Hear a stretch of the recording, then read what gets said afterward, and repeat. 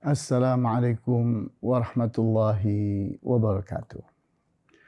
Innal hamdalillah nahmaduhu wa nasta'inuhu wa nastaghfiruhu wa na'udzu billahi min shururi anfusina wa min sayyiati a'malina. Man yahdihillahu fala mudilla lahu wa man yudlil fala hadiya lahu.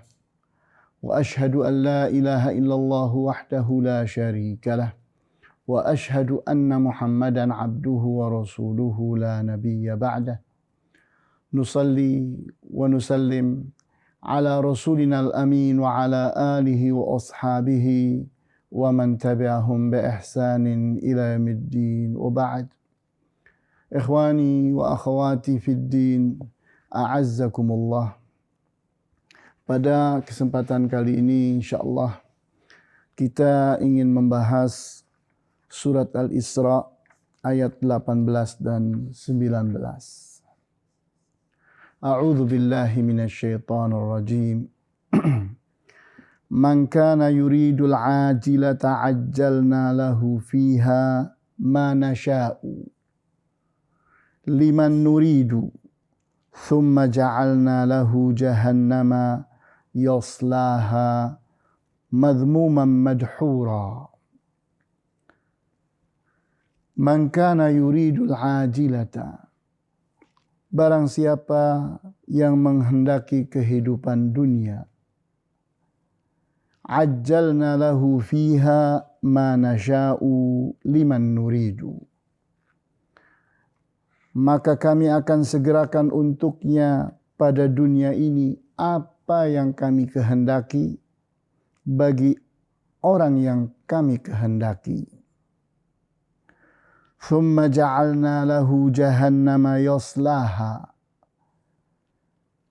Kemudian kami akan jadikan api neraka Jahannam yang akan membakarnya.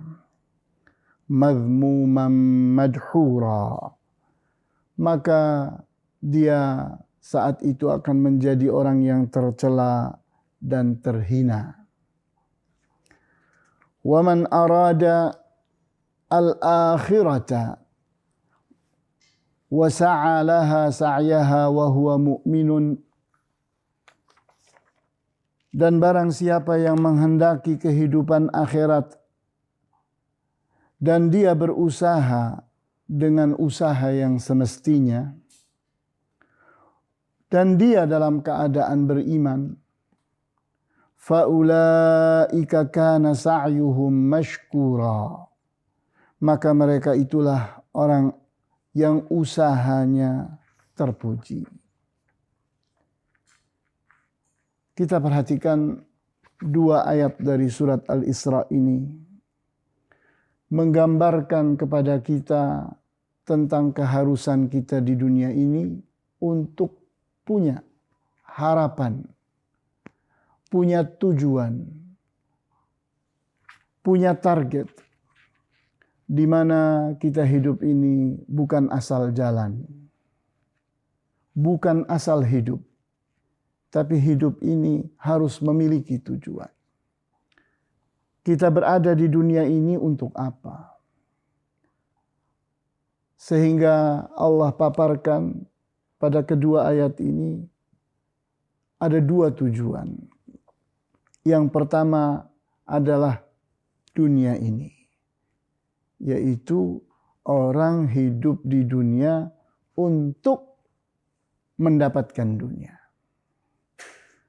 Sedangkan pilihan yang kedua adalah orang hidup di dunia ini untuk kehidupan akhirat.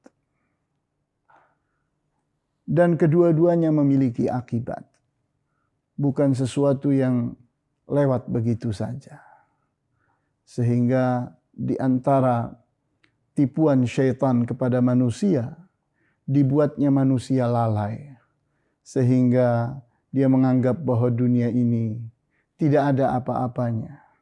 Sehingga jalanlah hidup ini mengalir begitu saja, tidak perlu ada tujuan. Seperti kapas ditiup oleh angin, maka hidup tanpa tujuan. Itu orang yang lalai, orang yang tertipu oleh syaitan. Sehingga seseorang itu harus punya tujuan yang jelas, bahwa dia itu sesungguhnya sedang menuju kepada Allah. Dia harus berada di jalan yang benar, jalan yang akan menyampaikannya kepada Allah, jalan yang benar-benar akan membuatnya berada di hadapan Allah dalam keadaan diridhoi oleh Allah, dicintai oleh Allah, disambut kedatangannya oleh Allah. Sehingga kita perhatikan pada ayat-ayat ini, Al-Hafidh Ibnu Katsir dalam kitab Tafsir Ibnu Katsir menggambarkan kepada kita bahwa orang yang hidup di dunia ini mengharapkan kenikmatan dunia semata-mata, maka dia akan mendapatkan apa yang dia minta, namun tidak secara mutlak. Tetap di sana ada ikatan, di mana Allah mengikatnya dengan kata-kata ma nasya'u, apa yang kami kehendaki, liman nuridu, bagi orang yang kami kehendaki. Sehingga artinya, barang siapa yang kehendaknya saat dia hidup di dunia ini adalah ingin kebahagiaan dunia semata-mata, maka Allah katakan ajjalna lahu fiha, kami akan segerakan baginya apa yang ada di dunia ini. Jadi kita lihat di sini seolah-olah dia itu akan diberi apa yang dimauinya, apa yang dikehendakinya, dicita-citakannya, ditujunya. Kami segerakan untuknya.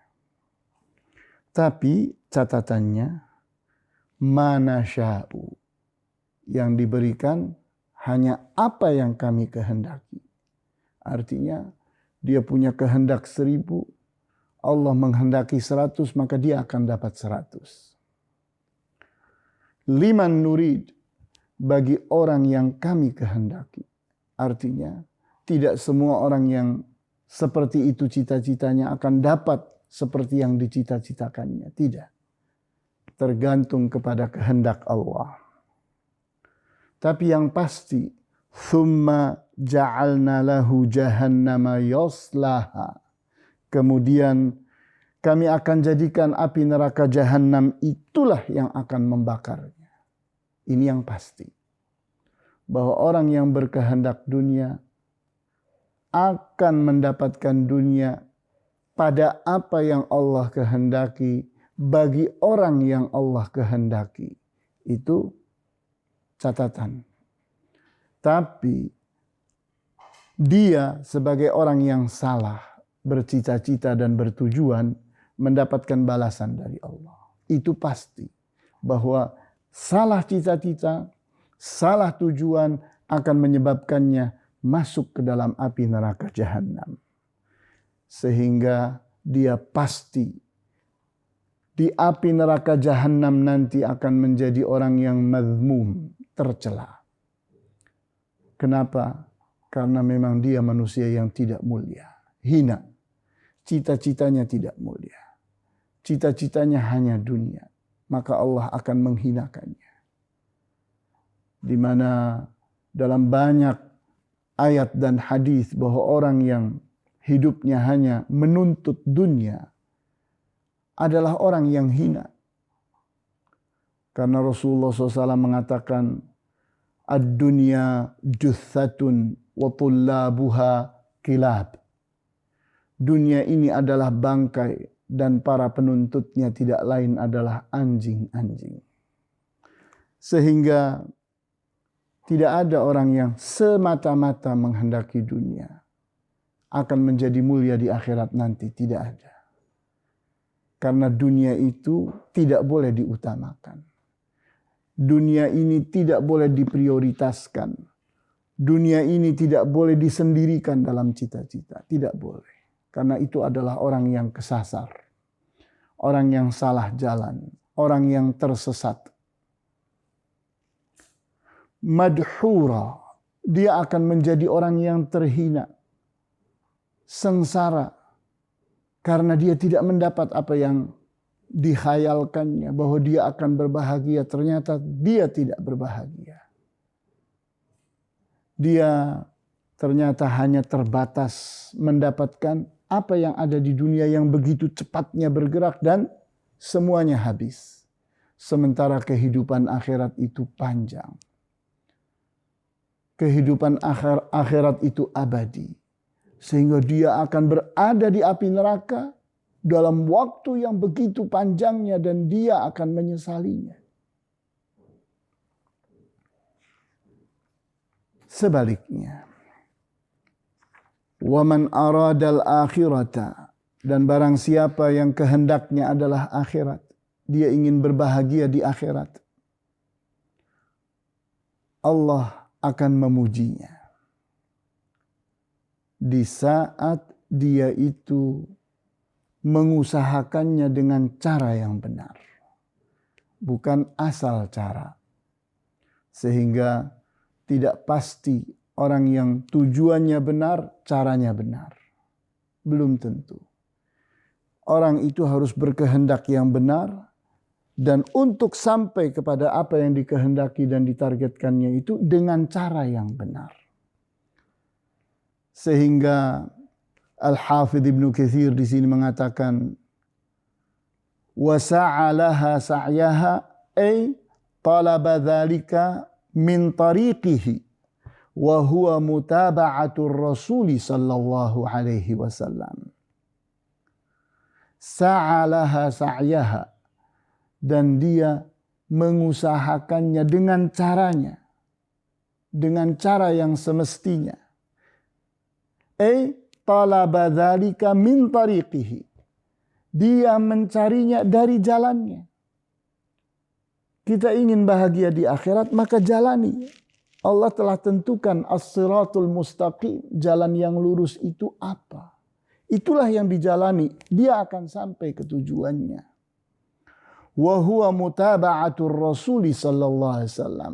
Jalan itu adalah mutaba'ah kepada Rasulullah. Ittiba' kepada Rasulullah sallallahu alaihi wasallam. Itulah as-siratul mustaqim, jalan yang lurus. Rasulullah tidak mungkin tersesat. Rasulullah SAW tidak mungkin kesasar. Jalannya Rasulullah SAW itu pasti benar. Allah meridhoinya. Allah memujinya. Allah menjadikannya sebagai suri tauladan buat umat manusia. Kemudian syarat yang kedua, wahuwa mu'minun. Dan dia dalam keadaan beriman. Karena orang yang beriman itu di saat mengamalkan kebenaran, mengamalkan kebaikan, kebenaran dan kebaikan itu akan menjadi amal saleh. Akan menjadi albir. Di mana kita tahu bahwa antara albir dengan al-khair itu ada khusus dan umum. Kita berbicara tentang al-khair, itu kebaikan yang bersifat umum. Orang kafir pun bisa melakukannya. Orang beriman pun bisa melakukannya. Tidak bersyaratkan iman. Tidak bersyaratkan takwa. Tidak ada syarat itu. Siapapun berbuat baik, dia mampu. Namun, akankah amal baiknya itu berpahala? Allah akan menerimanya sebagai amal saleh? Tidak. Disyaratkan padanya iman dan takwa. Sehingga keimanan dan ketakwaan adalah syarat untuk menjadikan al-khair tadi menjadi albir. Di mana albir itu adalah amalan yang baik, yang benar, diiringi dengan iman dan takwa. Sehingga jadilah dia sebagai albir.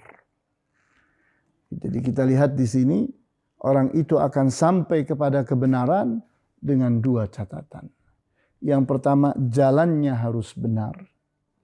Yang kedua, dia itu beramal dengan iman. Dia bukan asal jalan, bukan asal berbuat. Tidak, tapi dengan keimanan dan ketakwaan. Sehingga di akhir ayat 19 ini dikatakan dengan kata-kata faulaika kana sa'yuhum mashkura, dan mereka itulah orang-orang yang usahanya terpuji, Allah mensyukurinya, Allah akan memberinya pahala. Karena apa? Karena caranya benar, jalannya benar, dan imannya Allah telah menerimanya. Ketakwaannya Allah telah menerimanya. Maka jadilah amal khair tadi menjadi albir.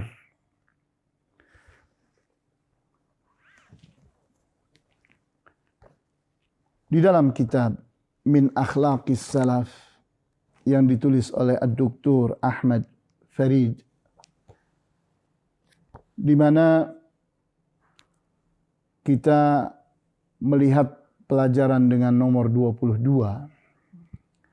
Taqdimu a'malil akhirati daiman ala a'malid dunya. Pentingnya sikap mendahulukan amalan-amalan akhirat secara terus-menerus dibandingkan dengan amalan dunia. Jadi beliau mengarahkan kita untuk memperhatikan bahwa seorang mukmin punya kewajiban untuk mengutamakan amalan akhirat terhadap amalan dunia. Sehingga tidak benar di saat seseorang itu menjadikan dunia lebih penting daripada akhirat atau menyamakan dunia dengan akhirat. Seolah-olah 50-50, 50-50. Salah. Keharusannya menjadikan akhirat itulah yang jauh lebih penting daripada dunia. Akhirat itu tujuan dan dunia itu adalah jalan. Orang kalau ingin sampai ke akhirat, dia harus berhasil hidup di dunia ini. Fayuqaddimu ahaduhum wirdahu ba'da salati subhi ala sa'iri muhimmatihi. Maka setiap orang dari mereka selalu mengedepankan kebiasaan wiridnya, kebiasaan zikirnya, kebiasaan ibadahnya. Setelah salat subuh, dia utamakan melebihi semua amalan-amalan yang lain. Kama yuqaddimu tahajjuda fil lailatil baridati ala naumihi tahtal lihaf. Seperti halnya dia mengutamakan salat tahajud di malam yang dingin dibandingkan dengan tidurnya di bawah selimut.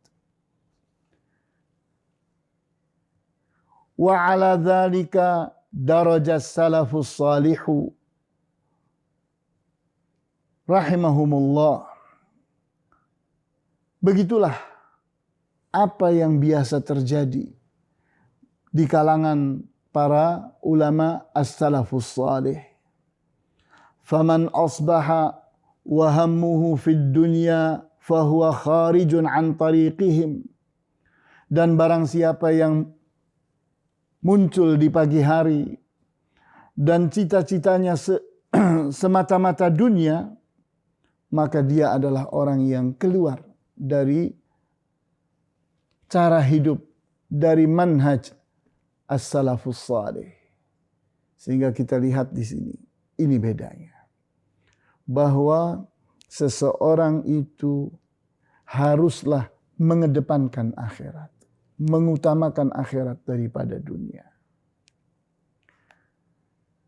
Kemudian beliau pun menyebutkan surat Al-Isra ayat 18 dan 19 yang tadi kita bahas.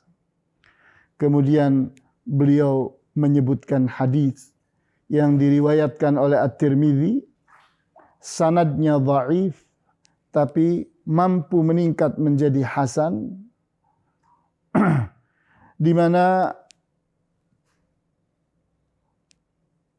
Syekh Muhammad Nasiruddin Al-Albani mencantumkannya di dalam Al-Ahaditsus Sahihah, Silsilatul Ahaditsus Sahihah, dengan nomor 949. Di mana Syekh Al-Albani mengangkatnya menjadi hasan karena adanya mutaba'at, adanya riwayat-riwayat yang lain yang mendukungnya. Kita perhatikan hadis ini, di mana Rasulullah SAW bersabda, "Man kanatil akhiratu hammahu, ja'alallahu ghinahu fi qalbihi." Barang siapa yang menjadikan akhirat itu menjadi cita-citanya, keinginannya, pemikirannya, ja'alallahu ghinahu fi qalbihi. Allah jadikan kekayaannya ada di dalam jiwanya. Wa jama'a lahu syamlahu, dan Allah akan kumpulkan kekuatan dirinya. Jadi orang ini akan Allah jadikan sebagai orang yang siap, punya upaya dan usaha yang begitu kuatnya. Wa atathu dunya wa hiya raghimah, dan dunia akan turut kepadanya, akan tunduk kepadanya, bertekuk lutut. Tidak ada pilihan buat dunia kecuali dia akan sampai kepada orang itu. Jadi kita lihat bahwa seseorang di saat cita-citanya, keinginannya, harapannya, pemikirannya adalah akhirat, maka dunia akan ikut kepadanya. Di mana dunia akan memenuhi apa-apa yang telah Allah takdirkan. Sehingga apa yang telah Allah tetapkan menjadi rizkinya, menjadi kenikmatan yang akan sampai kepadanya, benar-benar akan sampai kepadanya. Dunia tidak ada pilihan baginya untuk menolak atau menyimpangkannya. Wa man kanatid dunya akbara hammihi, ja'alallahu faqrahu baina 'ainaihi. Dan barang siapa yang menjadikan dunia ini adalah sebesar-besar cita-citanya, harapannya, pemikirannya, maka Allah jadikan kefakiran itulah yang ada di antara dua matanya. Jadi kita bayangkan kalau seseorang itu salah cita-cita, dia jadikan dunia ini sebagai cita-citanya, harapannya, pemikirannya, itulah yang paling diperhatikannya, diprioritaskannya. Maka Allah jadikan kefakiran ada di antara dua matanya. Di mana dia dapat berapapun, dia akan mengarahkan matanya kepada yang lain yang lebih besar daripada itu. Seseorang menghayalkan ingin dapat 1.000.000 rupiah. Dia semangat, kemudian dia dapat 1.000.000 rupiah. Pada saat dia dapat, matanya akan melihat kepada yang lain. Oh, saya cuma 1.000.000. Yang lain 2 juta, 5 juta, 10 juta. Maka dia merasa fakir, saya ini kecil. Saya ini tidak ada apa-apanya dibandingkan yang lain. Kenapa?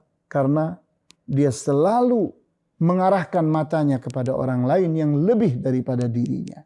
Sehingga dia tidak pernah puas. Dia tidak pernah merasa cukup. Dia tidak memiliki kekayaan. Kenapa? Karena kekayaan itu adalah rasa cukup di dalam jiwa. Qana'ah, al-ghina, merasa bahwa diri ini telah mendapatkan apa yang diinginkan. Telah merasa tercukupi apa yang didapatinya dari kenikmatan dan rizki yang datang dari Allah.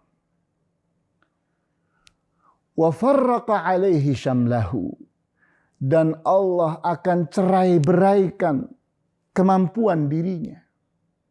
Sehingga dia selalu merasa dirinya lemah. Ini tidak bisa, itu tidak bisa, itu terlalu jauh, itu tidak mungkin, itu mustahil, itu target yang terlalu tinggi dan sebagainya. Tidak ada daya. Sehingga dia menganggap upayanya tidak akan berhasil. Kenapa? Karena Allah tidak kumpulkan kemampuan dirinya. Yang semestinya matanya, telinganya, hidungnya, lidahnya, kemudian pemikirannya, tangannya, kakinya, semua mendukung dia secara bulat, tidak. Ada saja alasan untuk membuatnya berkecil hati. Membuatnya a priori. Membuatnya merasa bahwa itu adalah sesuatu yang tidak mungkin untuknya. Sehingga dia tidak punya rasa percaya diri.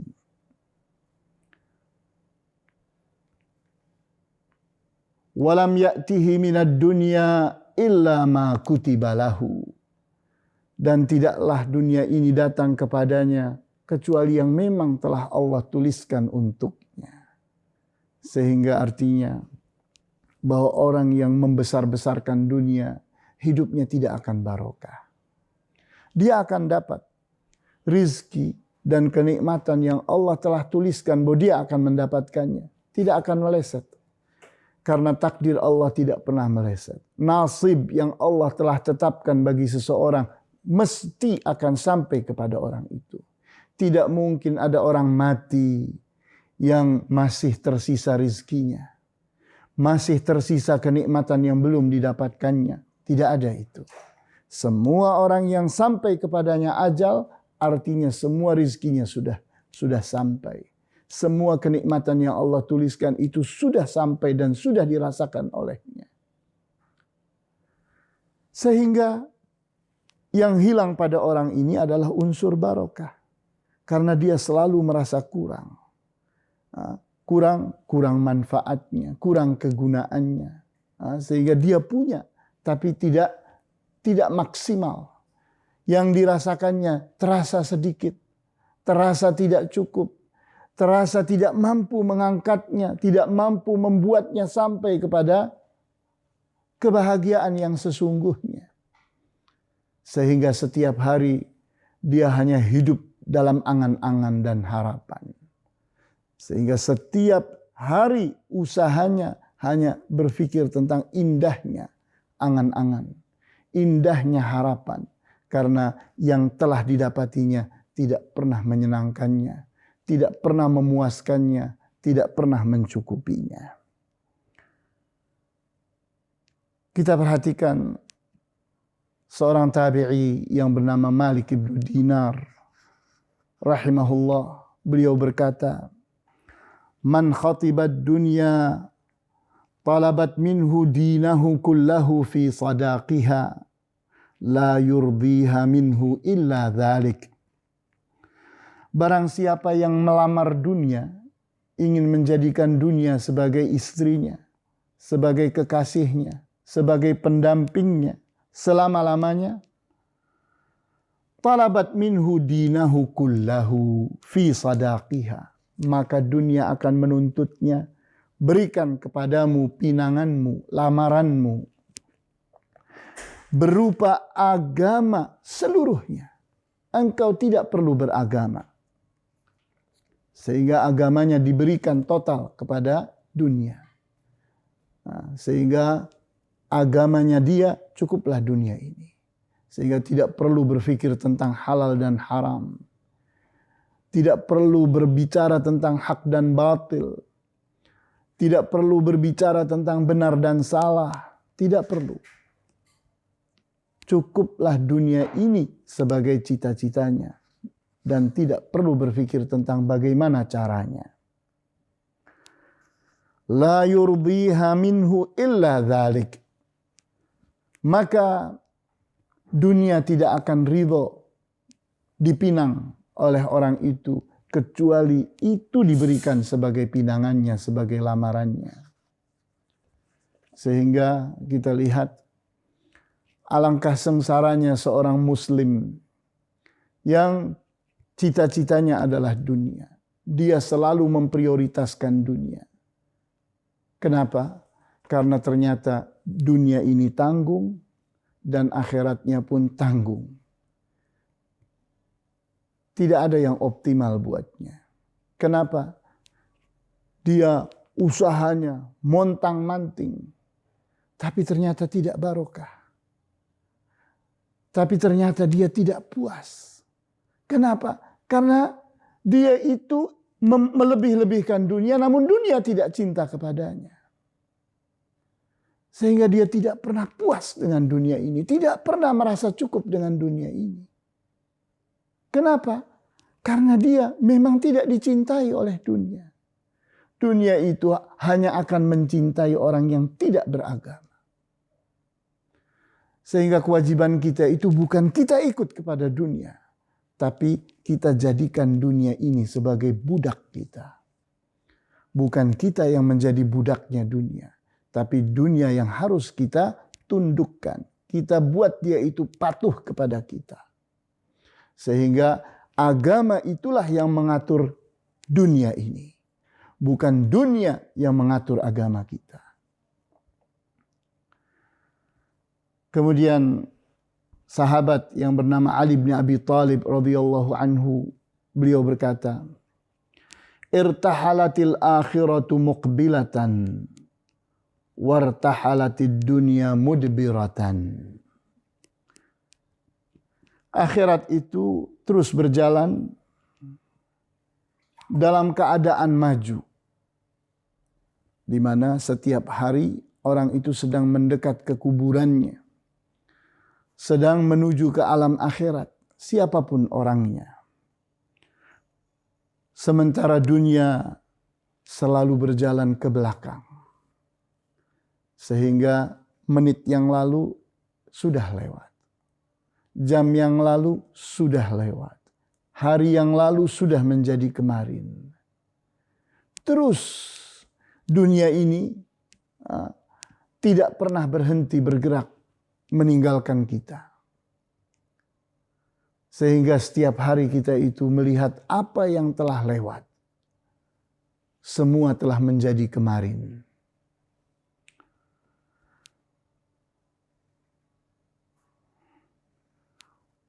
Walikullim minhuma banun. Akhirat dan dunia kedua-duanya memiliki para penghuni, para penggemar, para simpatisan, orang-orang yang merasa bahwa dirinya adalah bagian dari akhirat atau dunia. Sehingga kita ini, siapakah diri kita? Apakah kita ini adalah penggemar akhirat atau penggemar dunia? Fakunu min abna'il akhirah. Jadilah kalian sebagai para penggemar akhirat. Orang-orang yang merasa bahwa dirinya adalah penghuni akhirat. Karena setiap manusia itu dulunya ada di punggungnya Nabi Adam. Dan Nabi Adam dulunya berada di surga. Itu tempat tinggal yang sesungguhnya untuk Adam. Maka siapapun harus merasakan itu. Harus meyakini itu.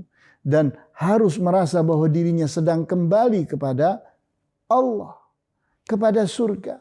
Sehingga setiap kita mendapatkan musibah atau mendengar terjadinya musibah, kita mengatakan inna lillahi wa inna ilaihi raji'un. Sesungguhnya kita ini milik Allah. Dan sesungguhnya kita ini sedang kembali kepada Allah. Wala takunu min abna'id dunya. Dan janganlah kalian menjadi para penggemar dunia. Orang-orang yang merasa dirinya penghuni dunia. Kita ini bukan pribumi. Karena bumi ini bukan tempat kita yang sesungguhnya. Kita ini diturunkan. Diturunkan oleh Allah dari langit ke dunia ini. Sehingga kita ini bukan pribumi. Bukan penduduk dunia yang sesungguhnya. Kita ini pendatang kepada dunia ini. Tidak ada pribumi di antara para manusia itu. Semua manusia itu bukan pribumi. Semua manusia itu pri surga. Karena asal dari setiap manusia itu dulunya di punggungnya Nabi Adam. Dan Nabi Adam adalah penghuni surga. Fa innal yawma amalun wala hisabun wa ghadan hisabun wala amal. Maka sesungguhnya hari ini adalah saat untuk berbuat, saat untuk beramal, dan hari ini tidak ada perhitungan. Malaikat hanya mencatat, kemudian Allah katakan hapus, dihapuskan. Tidak ada yang ditimbang, tidak ada yang dihitung di dunia ini. Semua dicatat dan dicatat. Wa ghadan hisabun wala amal. Dan nanti kalau sudah datang hari akhirat, maka sudah tidak ada lagi kesempatan untuk beramal. Yang ada hanya perhitungan. Catatan yang telah dicatat itu akan dihitung, akan ditimbang. Sehingga kita lihat, kita itu punya dua pilihan yang berbeda. Bahwa dunia ini, kita ini diberi kesempatan untuk beramal. Silahkan engkau pilih amalan itu. Maka jangan disia-siakan kesempatan memilih. Yang ini baik, yang ini buruk. Yang ini benar, yang ini salah. Yang ini bermanfaat, yang ini berbahaya. Ini jalan Allah, ini jalan setan. Pilihlah. Kesempatan bagimu untuk beramal hanya di dunia ini. Namun, di saat seseorang itu sudah sampai di alam akhirat, maka pilihan itu sudah selesai. Tinggal dia menjadi orang yang gagal atau berhasil. Oleh karena itu, pelajaran yang terpenting buat kita pada saat ini dalam membahas surat Al-Isra ayat 18 dan 19 ini, bahwa cita-cita itu penting. Harapan itu penting. Pemikiran itu penting. Kita harus berhasil seperti orang-orang yang berhasil. Kita tahu yang berhasil itu adalah Rasulullah SAW. Yang berhasil itu adalah para sahabat radhiyallahu anhum. Di mana Rasulullah SAW itu telah ditetapkan oleh Allah Subhanahu wa Ta'ala sebagai manusia yang paling mulia, yang paling berhasil, yang paling bertakwa, yang paling diridhoi oleh Allah. Dan para sahabatnya telah Allah puji sebagai khaira ummatin ukhrijat linnas. Umat terbaik yang pernah ada di dunia ini. Sehingga kewajiban kita tinggal meniru, bukan mengada-ada. Bahwa itulah orang-orang yang berhasil, ikuti jalannya. Sehingga kita jadikan Rasulullah SAW dan para sahabat itu suri tauladan. Contoh, inilah manusia-manusia yang jalannya benar, usahanya benar, caranya benar. Sehingga orang yang tujuannya sudah benar, jalannya sudah benar, dan caranya sudah benar, akan sampai kepada tujuan yang benar. Jangan sampai kita kurang salah satu dari keharusannya. Sehingga dari awal kita sudah salah tujuan. Kemudian yang kedua, kita salah jalan. Yang ketiga, kita salah cara dalam menjalani jalan itu. Maka kegagalan yang akan kita dapati. Inilah pelajaran yang bisa didapat dan dibahas pada kesempatan kali ini. Wallahu ta'ala a'lamu bis-shawab. Walhamdulillahi rabbil alamin. Wa sallallahu ala asyrafil anbiya'i wal mursalin. Wa ala alihi wa ashabihi ajma'in. Subhanakallahumma bihamdika. Ashhadu an la ilaha illa anta. Astaghfiruka wa atubu ilaik. Wassalamualaikum warahmatullahi wabarakatuh.